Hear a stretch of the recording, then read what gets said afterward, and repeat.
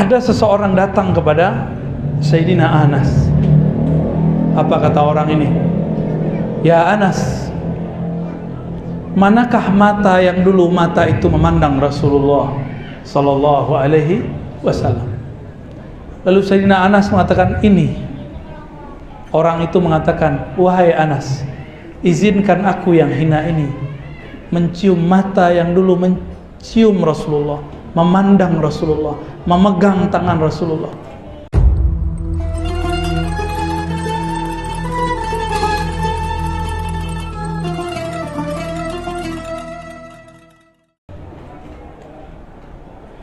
Itu namanya apa?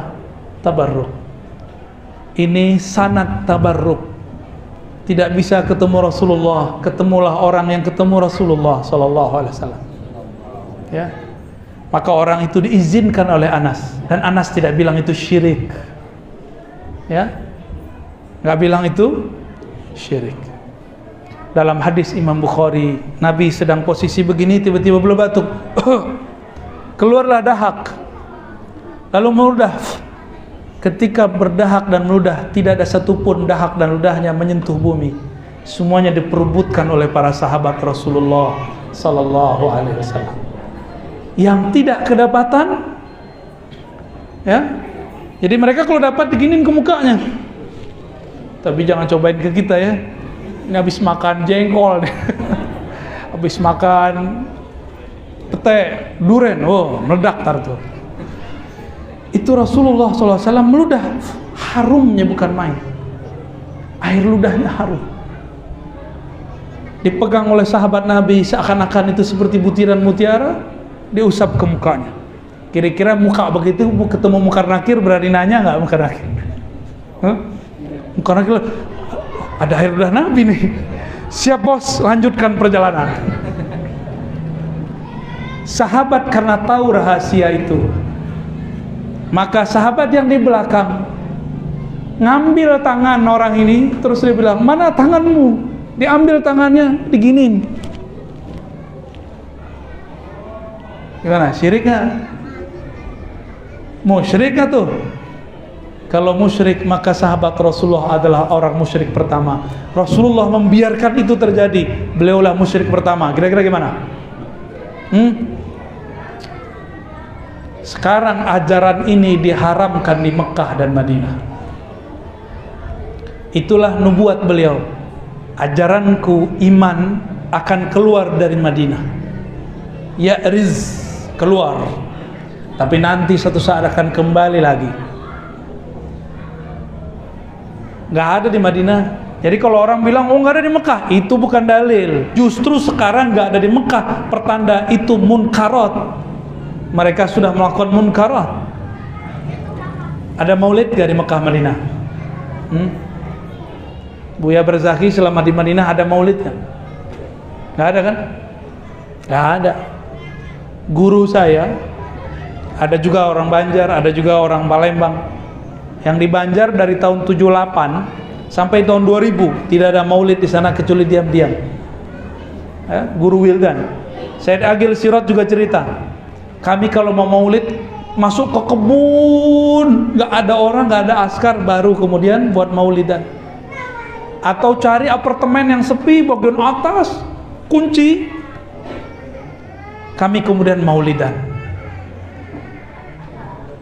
Di Ciputat gimana Pak? Perlu diam-diam nggak? Nggak perlu. Nggak perlu. Ini nikmat atau bukan? Nikmat atau bukan? Kita dikasih kebebasan loh. Maka sehemat saya, tidak ada negara yang melebihi santainya Indonesia. Tidak ada negara yang memberikan kebebasan untuk maulid melebihi negeri ini. Ini keberkahan negeri ini. Ya, maka semakin banyak orang maulid, selawat. Nur Nabi Muhammad SAW akan bercahaya. Inilah persiapan. Semoga nanti pejuang-pejuang di akhir zaman itu bersumber dari negeri kita. Amin ya Rabbal Alamin. Ya, siap nggak ntar tuh? Siap. Ntar salah jalan lagi ya, jangan sampai.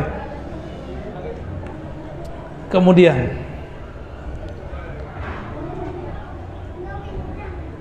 ada Ummu Sulaim, ibunya Anas. Masih ingat kisahnya? Ini kisah sudah kita tahu, tapi kalau dikisahkan lebih indah.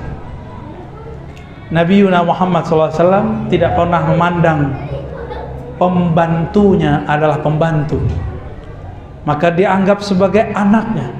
Dia memanggil Anas, ya gulam, ya bunayya, wahai ananda.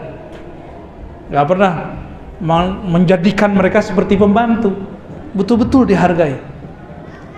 Lalu Nabi sesekali nginep di rumah pembantunya. Bayangin coba. Ummu Sulaim beberapa tahun sebelumnya mengatakan, wahai Rasulullah sallallahu alaihi wasallam, haza waladi, ini anakku, terimalah ia berkhidmah kepada engkau. Akhirnya Anas bin Malik khidmah. Di sela-sela itu beliau pun tidur di rumah Anas, karena secara nasab nanti masih ketemu di atas, tapi nasab jauh. Tiba-tiba Rasulullah hendak mau buang air kecil. Dulu belum ada WC di dalam rumah, belum ada. Beliau buang air kecil, biasanya dulu orang lama itu ada tabung dari, kalau kita dari bambu, kalau mereka dulu dari apa gitu ya. Nabi Muhammad SAW jongkok di situ, kemudian mengeluarkan buang air kecilnya. Seperti gelas-gelas kayak di film-film silat itu loh ya, kebayang nggak? Ya, terus ditaruh di bawah dipan. Lalu beliau tidur. Ya. Ummu Sulaim ketika Nabi berkeringat, keringat Nabi yang dicarinya. Itu Nabi jika berkeringat, keringatnya sangat harum. Kata para sahabat ya, Anas bin Malik, Abdullah bin Umar, Al-Bara bin Azib, dan sahabat-sahabat lain, Nabi Muhammad SAW jika melewati suatu tempat, itu tempat ketika Nabi telah pergi, harumnya masih tercium walaupun beberapa waktu. Dan Nabi Muhammad SAW tidaklah melewati satu rumput, satu pohon, satu batu, kecuali batu, pohon, rumput itu berbangga dan mengatakan kepada bebatuan di sampingnya, wahai para batu, wahai tanah di sampingku, perhatikan, aku diinjak oleh baginda Rasulullah sallallahu alaihi wasallam. Ini disebutkan oleh Abdullah bin Barak. Jangankan Nabi, orang beriman tadi ini, Bapak Ibu, saudara sekalian, jalan ke sini, itu tanah yang diinjak, jalan yang dilalui, itu semuanya ngomong. Apalagi Rasulullah sallallahu alaihi wasallam. Bahkan dalam hadis Imam Muslim, semua benda-benda itu mengucapkan salam kepada Rasulullah SAW. Kira-kira gimana tuh? Kamu nih jalan, tiba-tiba pohon ngucapin salam, kabur nggak? Gimana dek? Kabur ya? Makanya nggak bisa jadi nabi ente. Ya, yang bisa jadi nabi ya beliau. Kawan saya doktor, profesor, kiai, profesor sebelum kiai, punya pesantren. Penakut sama pohon pisang kalau malam, nggak ya Allah. Jadi kalau dia lewat ada pohon pisang, dia ngeliat ada pocong. Itu dokter loh, hafiz Quran lagi. Emang hafiz, dia nggak bisa menghilangkan ketakutan dia dalam itu. Terus apa dia hafal Quran? Ya, Bapak Ibu ini sholat tapi penakut kalau gelap. Untuk apa? Buang aja sholatnya itu. Ya, berarti sholat kita nggak ada efeknya. Nanti dikubur lebih gelap lagi. Baru pandemi turun begini, udah kayak orang ketakutan, udah tengkar sama orang kalau deket-deket, ya nggak? Berhasil mereka. Santai aja, ya. Biasa-biasa aja kita. Yang jadi khalifah di bumi, kita apa jin? Kita apa hantu? Kita. Terus antum takut, kita khalifah, mereka tuh khidmah tuh. Kita takut sama yang khidmah sama kita. Walladzi khalaqalakum, dialah yang menciptakan bagi kamu, ya, yang semua yang di bumi, semuanya, ya. Semuanya untuk kita itu. Jadi kalau masih takut sama jin, sama hantu, itu berarti nggak pantas jadi khalifah tuh. Rohaninya bukan rohani khalifah itu. Rohaninya masih rohani, ya nggak boleh disebut lah ya.